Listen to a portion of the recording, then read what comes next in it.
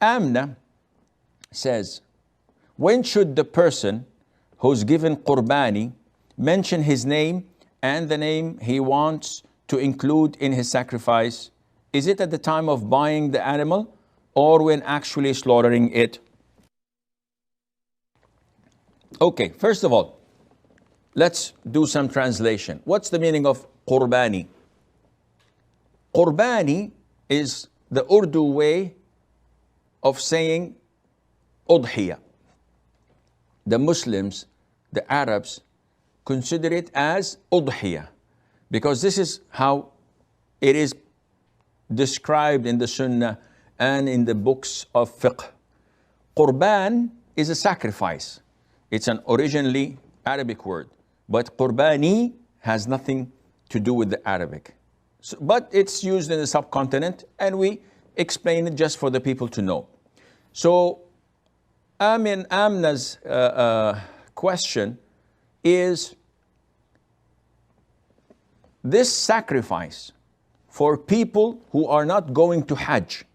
So the Muslims are divided into two types. Pilgrims who are going for Hajj and non-pilgrims who are the vast majority of the Muslims.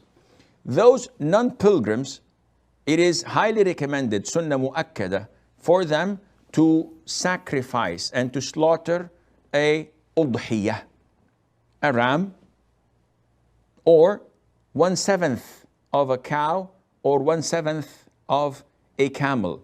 So 7 can share in a cow, 7 people can share in a camel, and 1 person can sacrifice 1 sheep, 1 goat, 1 ram. Amina is asking about this ram I'm going to sacrifice. Is it permissible for me to include others in it?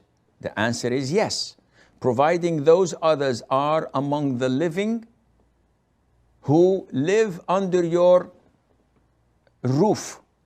So if I have a big family and I have my children and I have my grandchildren, they all live under my roof. They all eat from the kitchen in the house, which I provide them food, or they may contribute, but it's the same kitchen that cooks the food for all. In this case, 1 sacrifice, 1 sheep, or 1/7 of a cow, or 1/7 of a camel, suffices for the whole entire family who live under my roof. As for the dead, I also am entitled to include the dead. So I include in my same ram the living under my roof and those who have died, such as my father, my mother, my grandparents, my uncle, my cousins. Now, when do I have such an intention? Is it when I buy the ram from the souk, from the market, or when the actual slaughtering is done? The answer is when the actual slaughtering is done. However, do I have to say it? So before slaughtering or before the butcher starts to slaughter, I say, listen, this is on behalf, and I get my list on behalf of so and so and so and so and so and so. Do I have to do this? No. Is it a sunnah? Some scholars say yes, because the Prophet used to say, this is on behalf of my family and the ummah of Muhammad. So uttering it is just a sunnah. It has nothing to do with the validity of your sacrifice. It has nothing to do with your intention. So what counts is my intention. So if I just go to the butcher and I say, listen, this is my sacrifice, slaughter it for me. And I don't tell him on who is it. This is sufficient. I don't tell him on who it is. This is sufficient. All what I need to know is that I personally know who is it intended for. And this would suffice, inshallah. I'd like to add, if I may, there are no callers, so I can afford that.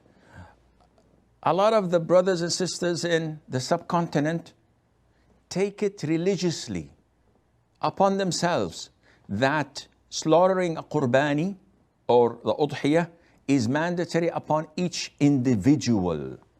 So you see a household with 10 people living under the same roof, under their father's roof, and they insist on slaughtering 10 sheep every single year. And this adds a lot of burden upon them financially.